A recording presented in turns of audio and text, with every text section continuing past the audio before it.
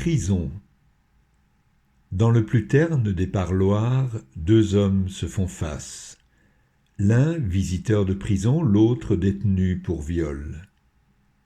Il reste sans jugement, celui qui vient du dehors, devant l'aveu exprimé du tréfonds par ce dernier. Je sais le mal qui me ronge. Ce que j'ai fait, c'est ignoble. Mais un petit cul d'enfant, comme c'est bon, c'est bon.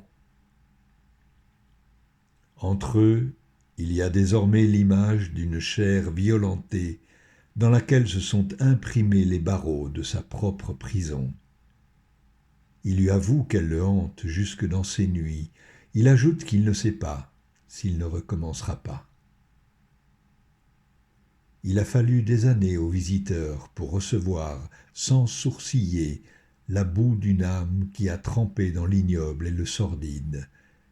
Il sait que seule la lumière peut consumer les ténèbres. Lui-même a passé un long temps à les faire reculer en lui.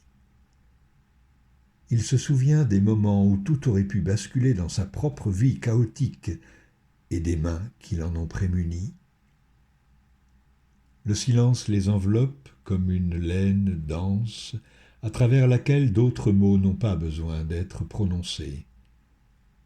Le visiteur reviendra, avec ce même regard et cette même présence qui repose l'âme du condamné. Ce dernier sait qu'il lui faut effacer en lui les barreaux qui l'enferment avant que ne s'effacent devant lui ceux dressés par la pénitentiaire.